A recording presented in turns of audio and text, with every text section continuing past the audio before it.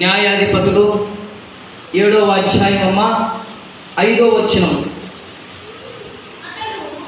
అతడు నీళ్ళ యొద్దకు ఆ జనం దిగినప్పుడు యెహోవా కుక్కలు గతుకుతున్నట్లు తన నాలుకతో నీళ్లను గ్రతికిన ప్రతి వాడిని త్రాగుటకు మోకాలు కృంగిన ప్రతి వారిని వేరువేరుగా ఉంచమని గిద్యోనుతో చెప్పాను. దేవునికి మహిమ కలుగును గాక.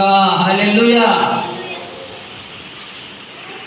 కుక్క గ్రతికి తాచు నాలుకతో నీళ్ళను అట్ట గ్రతికి మోకాళ్ళు వచ్చి ఆ నీళ్ళ దగ్గరికి వెళ్ళి నాలుగుతో భూమిలో నీళ్ళుంటే గుంతలో ఎంత తగ్గించుకొని నాలుగుతో కుక్క గతుకుతాదో అలా గతికిన ప్రతి వాడిని వేరువేరుగా పక్కన పెట్టుంటున్నాడు.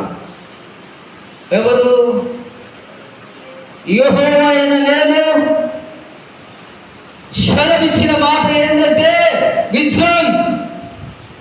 నీళ్ళ దగ్గరికి వెళ్ళిన ప్రతి వాడు కుక్కల నేల